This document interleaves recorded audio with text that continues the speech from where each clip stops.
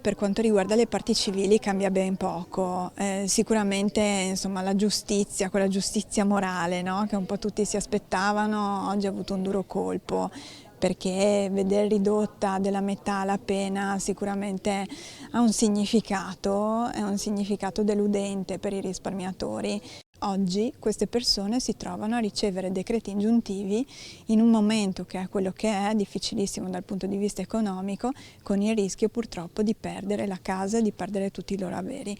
Quindi noi speriamo che, visto che le aule di tribunale al momento non riescono a dare una risposta immediata e certa, speriamo che il nuovo governo riesca a risolvere questi nodi. La giudico in modo positivo per il fatto che sono state comunque confermate le condanne degli imputati, se ne è anche aggiunto uno.